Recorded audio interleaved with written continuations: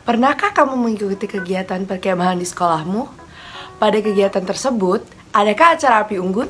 Apa yang kamu rasakan sewaktu berada di dekat api unggun? Tentu kamu akan merasa hangat, bahkan dapat juga sampai merasa kepanasan. Panas yang dihasilkan dari api unggun merupakan suatu bentuk kalor. Apa sih kalor itu?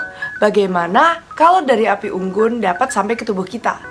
Nah, di video kali ini kita akan membahas tentang kalor. Jadi, jangan lupa simak video sampai selesai ya.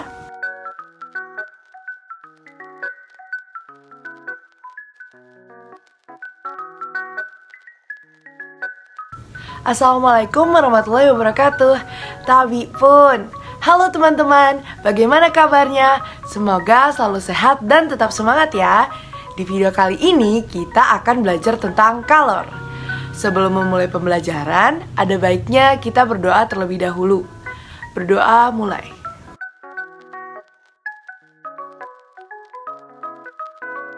Sebelum abad ke-17, orang-orang berpendapat bahwa kalor merupakan zat yang mengalir dari suatu benda yang bersuhu lebih tinggi ke benda yang suhunya lebih rendah, yang terjadi ketika kedua benda tersebut bersentuhan atau bercampur.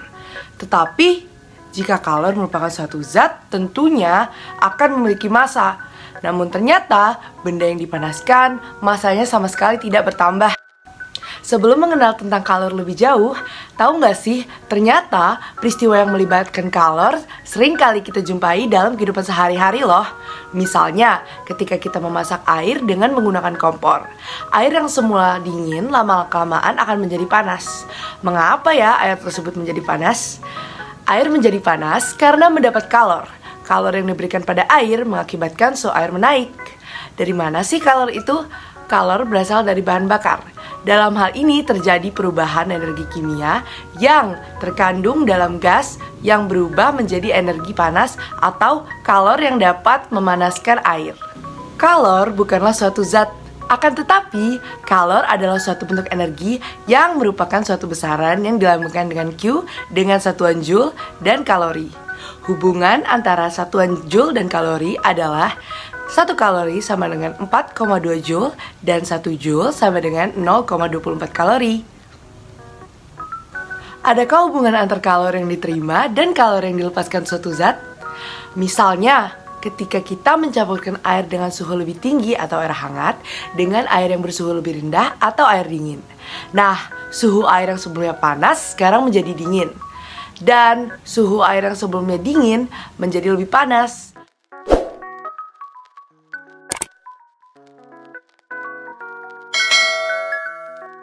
Hal ini menunjukkan bahwa air panas melepaskan kalor dan air dingin menerima kalor dari air panas untuk menaikkan suhunya.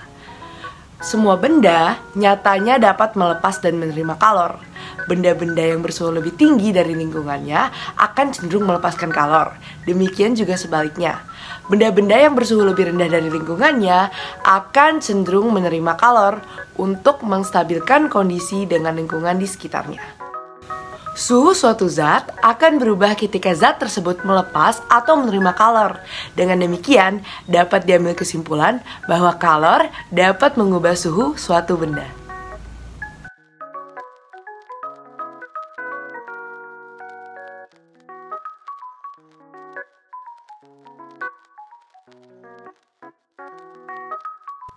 Faktor yang mempengaruhi banyaknya jumlah kalor yang diserap atau dilepaskan oleh suatu zat adalah kalor jenis yang dilambangkan dengan C, massa zat yang dilambangkan dengan M, dan perubahan suhu yang dilambangkan dengan delta T.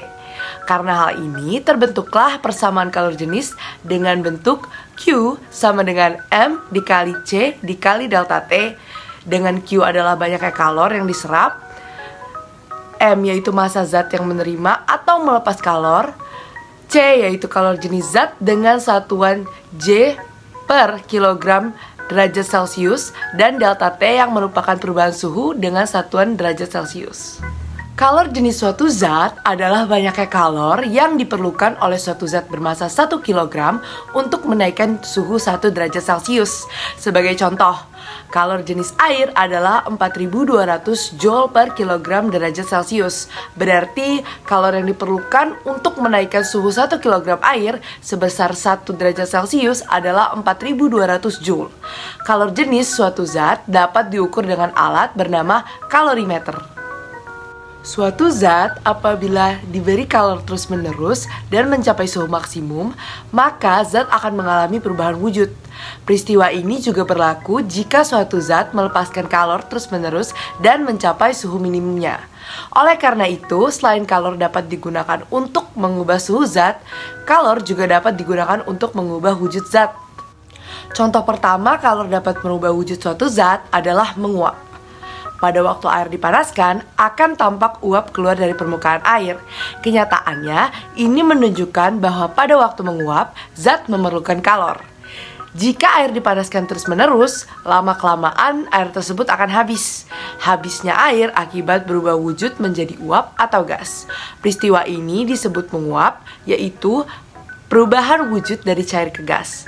Karena molekul-molekul zat cair bergerak meninggalkan permukaan zat cairnya. Apakah air dapat menguap jika tidak dipanaskan? Air yang kita tuangkan dalam piring bila dibiarkan lama-kelamaan akan berkurang volumenya. Hal ini menunjukkan bahwa air menguap karena menerima kalor dari sekelilingnya. Air dapat menguap walaupun tidak dipanaskan. Tetapi selama menguap, zat memerlukan kalor.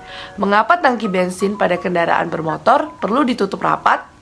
Tangki bensin perlu ditutup untuk menghindari penguapan, karena bensin mudah menguap. Pada waktu menguap, zat cair memerlukan kalor. Kalor yang diberikan pada zat cair akan mempercepat gerak molekul-molekulnya. Sehingga bila banyak molekul zat cair tersebut yang meninggalkan zat cair, maka zat cair itu akan menjadi uap. Penguapan zat cair dapat dipercepat dengan cara sebagian berikut.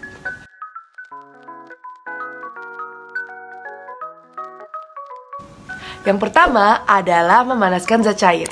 Pemanasan pada zat cair dapat meningkatkan volume ruang gerak zat cair sehingga ikatan-ikatan antar molekul zat cair menjadi tidak kuat dan akan mengakibatkan semakin mudahnya molekul zat cair tersebut melepaskan diri dari kelompoknya yang terdeteksi sebagai penguapan.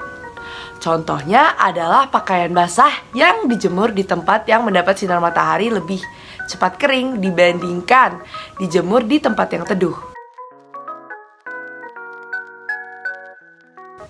Yang kedua adalah memperluas permukaan zat cair. Peristiwa lepasnya molekul zat cair tidak dapat berlangsung secara serentak, akan tetapi bergiliran, dimulai dari permukaan zat cair yang punya kecepatan terbesar untuk melakukan penguapan. Dengan demikian, untuk mempercepat penguapan, kita juga bisa melakukannya dengan memperluas permukaan zat cair tersebut. Contohnya, teh panas dalam gelas akan lebih cepat dingin jika dituangkan ke dalam cawan atau piring. Yang ketiga adalah mengurangi tekanan pada permukaan zat cair. Pengurangan tekanan udara pada permukaan zat cair berarti jarak antar partikel udara di atas zat cair tersebut menjadi lebih renggang. Akibatnya, molekul air lebih mudah terlepas dari kelompoknya dan mengisi ruangan kosong partikel-partikel udara. Hal yang sering terjadi di sekitar kita adalah, misalnya ketika kita memasak air di dataran tinggi, air tersebut akan jauh lebih cepat mendidih daripada ketika kita memasak air di dataran rendah.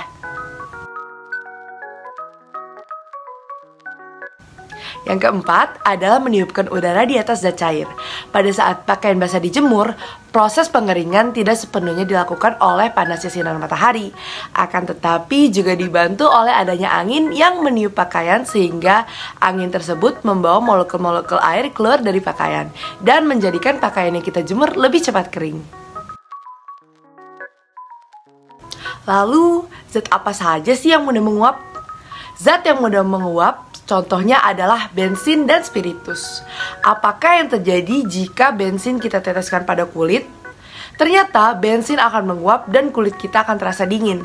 Pada peristiwa ini, kalor yang diperlukan untuk menguap diambil dari kulit tangan kita, sehingga suhu akan turun dan kulit tangan kita terasa dingin. Proses penguapan yang mengambil kalor di sekitarnya seperti bensin tadi digunakan dalam prinsip kerja lemari es atau kulkas dan pendingin ruangan atau air conditioner. Zat cair yang digunakan pada lemari es adalah freon, yaitu zat cair yang mudah menguap.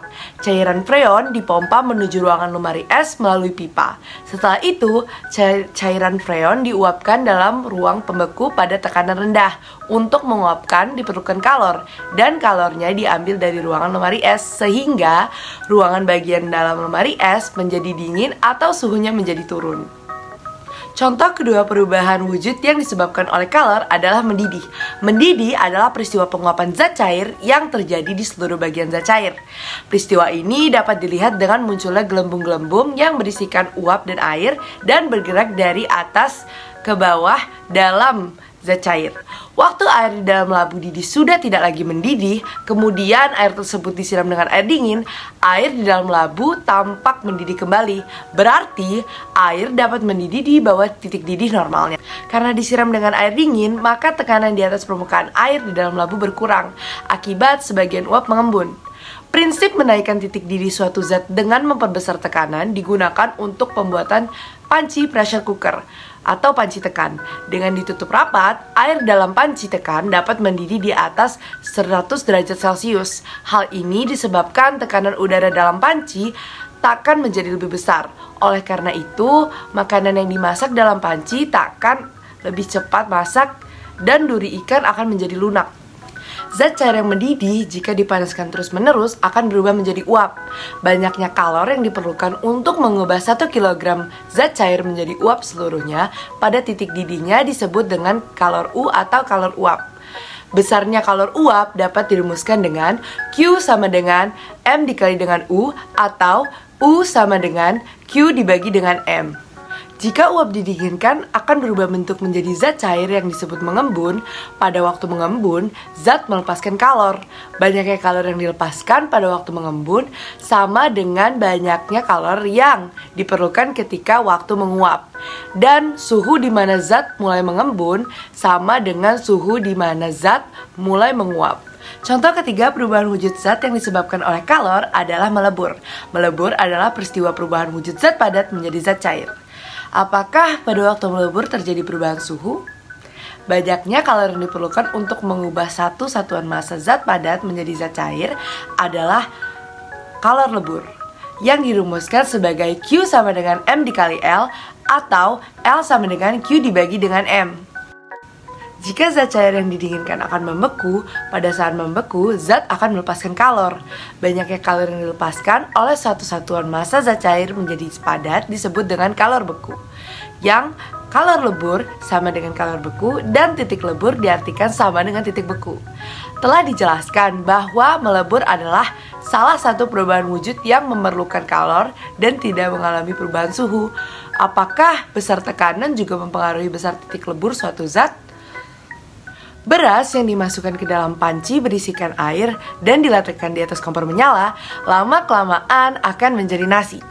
Api kompor mengeluarkan kalor yang berpindah dari panci ke air, kemudian air akan menjadi panas dan memanaskan beras sehingga beras tersebut berubah menjadi nasi. Nah, kita kan sudah tahu bahwa kalor merupakan salah satu bentuk energi dan dapat berpindah apabila terjadi perbedaan suhu. Secara alami, kalor berpindah dari zat yang suhunya lebih tinggi ke zat yang suhunya lebih rendah.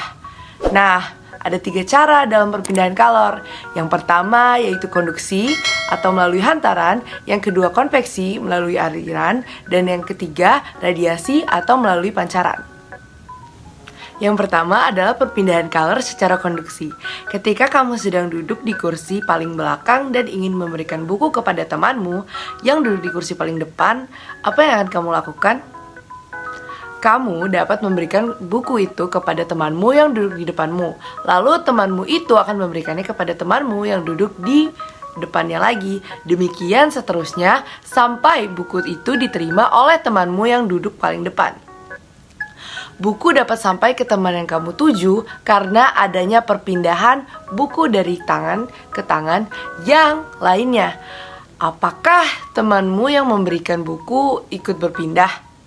Jelaslah, buku dapat berpindah. Tetapi teman-temanmu tidak ikut berpindah. Demikian pula hantaran kalor secara konduksi. Misalnya kamu sedang memegang besi yang ujung besi tersebut sedang dipanaskan. Ternyata ujung yang kamu pegang lama-lama kelamaan terasa semakin panas. Hal ini disebabkan adanya perpindahan kalor melalui besi. Peristiwa perpindahan dari ujung besi kalor yang dipanaskan ke ujung besi yang kamu pegang mirip dengan perpindahan buku yang kamu lakukan, di mana molekul-molekul besi yang menghantarkan kalor tidak ikut berpindah. Perpindahan kalor seperti ini dinamakan perpindahan kalor secara konduksi atau hantaran. Apakah setiap zat dapat menghantarkan kalor secara konduksi? Misalnya, ambillah sepotong kayu, kemudian ujung yang satunya dipanaskan, sedangkan ujung satunya kamu pegang. Apakah ujung yang kamu pegang terasa panas? Ternyata tidak. Hal ini berarti bahwa kayu tidak dapat menghantarkan panas atau tidak terjadi perpindahan kalor secara konduksi. Bahan yang dapat menghantarkan disebut dengan konduktor. Bahan yang dapat menghantarkan kalor disebut dengan konduktor kalor. Misalnya besi, baja, tembaga, seng, dan aluminium, serta jenis logam lainnya. Adapun penghantar yang kurang baik atau isolator. Isolator seperti kayu, kaca, wol, kertas, plastik, dan jenis bukan logam lainnya. Lalu bagaimana halnya dengan air, termasuk isolator atau konduktor? Peristiwa konduksi dalam kehidupan sehari-hari misalnya terjadi pada peralatan dapur dan menyetrika pakaian. Adapun kegunaan isolator dalam kehidupan sehari-hari misalnya untuk pegangan panci, pegangan setrika, dan pegangan alat-alat penggorengan. Demikian juga kalau kita tidur di lantai menggunakan alas tikar atau kasur tipis, hal ini bertujuan untuk menghalangi perpindahan kalor secara konduksi. Yang kedua adalah perpindahan kalor secara konveksi. Perpindahan kalor secara konveksi terjadi pada zat cair dan gas. Perpindahan kalor secara konveksi terjadi pada adanya perbedaan massa jenis dalam zat tersebut. Perpindahan kalor yang diikuti oleh perpindahan partikel-partikel zatnya disebut konveksi atau aliran. Selain perpindahan kalor secara konveksi terjadi pada zat cair, ternyata konveksi juga terdapat terjadi pada gas atau udara. Peristiwa konveksi melalui penghantar gas sama dengan konveksi kalor melalui penghantar air. Kegiatan tersebut juga dapat digunakan untuk menjelaskan prinsip terjadinya angin darat dan angin laut. Angin darat terjadi pada malam hari dan berhembus dari arah darat ke laut. Hal ini terjadi karena pada malam hari, udara di atas laut suhunya lebih tinggi dibandingkan udara di atas darat, sehingga udara di atas laut naik dan digantikan oleh udara di atas darat. Maka terjadilah aliran udara dari darat ke laut. Angin darat dimanfaatkan oleh para nelayan untuk menuju lautan untuk menangkap ikan ketika malam hari. Angin laut terjadi pada siang hari dan berembus dari arah laut ke darat. Hal ini terjadi karena pada siang hari udara di atas daratan suhunya lebih tinggi atau lebih panas dibandingkan udara di atas laut, sehingga udara di atas daratan naik digantikan udara di atas laut. Maka terjadilah aliran udara dari laut ke darat. Angin laut dimanfaatkan oleh nelayan untuk kembali ke daratan atau pantai setelah mereka memancing di malam hari. Perpindahan ketiga atau yang terakhir adalah perpindahan kalor secara radiasi. Bagaimanakah energi kalor matahari dapat sampai ke bumi? Telah kita ketahui bahwa antara matahari dengan bumi berupa ruangan hampa udara, sehingga kalor dari matahari sampai ke bumi tanpa melalui zat perantara. Perpindahan kalor tanpa zat perantara atau medium ini disebut dengan radiasi atau hantaran. Contoh perpindahan kalor secara radiasi, misalnya pada waktu kita mengadakan kegiatan perkemahan, di malam hari kita sering menyalakan api unggun. Saat kita berada di dekat api unggun, badan kita akan terasa hangat karena adanya perpindahan kalor dari api unggun ke tubuh kita secara radiasi. Walaupun di sekitar kita terdapat udara yang dapat memindahkan kalor secara konveksi, tetapi udara merupakan penghantar kalor yang buruk atau disebut dengan isolator. Jika antara api unggun dengan kita diletakkan sebuah penyekat atau tabir, ternyata hangatnya api unggun tidak lagi dapat kita rasakan. Hal ini berarti tidak ada kalor yang sampai ke tubuh kita karena terhalang oleh penyekat itu. Nah, dari peristiwa api unggun tadi dapat kita simpulkan bahwa yang pertama, dalam peristiwa radiasi, kalor berpindah dalam bentuk cahaya karena cahaya dapat merambat dalam ruangan hampa. Maka kalor pun dapat merambat dalam ruangan hampa. Yang kedua, radiasi kalor dapat dihalangi dengan cara memberikan tabir atau penyekat yang dapat menghalangi cahaya yang dipancarkan dari sumber cahaya. Tadi kan kita sudah membahas tentang kalor, tapi apa saja sih contoh pemanfaatan kalor dalam kehidupan sehari-hari? Yang pertama ada termos. Termos berfungsi untuk menyimpan zat cair yang berada di dalamnya agar tetap hangat dalam jangka waktu tertentu. Termos dibuat untuk mencegah perpindahan kalor secara konduksi, konveksi, maupun secara radiasi. Yang kedua ada setrika. Setrika terbuat dari logam yang bersifat konduktor, yang dapat memindahkan kalor secara konduksi ke pakaian yang sedang disetrika. Adapun pegangan setrika terbuat dari bahan yang bersifat isolator agar tidak menghantarkan panas. Yang ketiga ada panci masak. Panci masak terbuat dari bahan konduktor yang bagian luarnya mengkilap. Hal ini untuk mengurangi pancaran kalor. Adapun pegangan panci terbuat dari bahan-bahan yang bersifat isolator untuk menahan panas agar tidak terhantar ke tangan kita. Agar lebih memahami materi yang sudah dijelaskan tadi, mari kita kerjakan contoh soal berikut. Berapa kalori yang diperlukan untuk memanaskan 2 kg air yang suhunya 30 derajat Celcius menjadi 100 derajat Celcius jika kalori jenis air 4200 Joule per kilogram derajat Celcius? Diketahui M sama dengan 2 kg, C sama dengan 4200 Joule per kilogram derajat Celcius, dan delta T sama dengan 100 derajat Celcius dikurang 30 derajat Celcius sama dengan 70 derajat Celcius. Q sama dengan M dikali dengan C dikali dengan delta T. Maka 2 kg dikali 4200 Joule per kilogram derajat Celcius dikali dengan 70 derajat Celcius. Maka akan menjadi 588.000 Joule. Karena diminta dalam bentuk kilojoule, maka Q sama dengan 588 kilojoule. Hitunglah banyaknya kalor yang diperlukan untuk menguapkan 2 kg air dengan suhu 100 derajat Celcius jika kalor uap sama dengan 2.260 Joule per kilogram. Diketahui bahwa M sama dengan 2 kg dan U sama dengan 2.260 Joule per kilogram. Q sama dengan M dikali dengan U. Maka 2 kg dikali dengan 2.260 Joule per kilogram sama dengan 4.520 Joule. Karena diminta dalam bentuk kilojoule, maka Q sama dengan 4.520 kilojoule. Adapun hal-hal yang dapat kita simpulkan dalam pembelajaran kita hari ini. Kalor merupakan salah satu bentuk energi. Maka satuan kalor pun sama dengan satuan energi yaitu joule atau kalori. Kalor dapat menaikkan suhu suatu zat dan juga dapat mengubah wujud suatu zat. Benda yang mendapat kalor suhunya akan naik, sedangkan benda yang melepas kalor suhunya akan turun. Banyaknya kalor yang diperlukan untuk menaikkan suhu suatu zat dipengaruhi oleh massa zat, kenaikan suhu, dan jenis zat. Kalor yang digunakan untuk mengubah wujud dinamakan kalor laten. Menguap, melebur adalah peristiwa perubahan wujud yang membutuhkan kalor. Sedangkan mengembun serta membeku adalah peristiwa perubahan wujud yang melepaskan kalor. Kalor berpindah dari suhu tinggi menuju ke suhu yang lebih rendah secara konduksi, konveksi, dan radiasi. Pemanfaatan kalor dalam kehidupan sehari-hari adalah misalnya di termos, setrika, panci, dan alat-alat dapur lainnya. Wah, ternyata fisika itu sangat dekat dengan kita ya.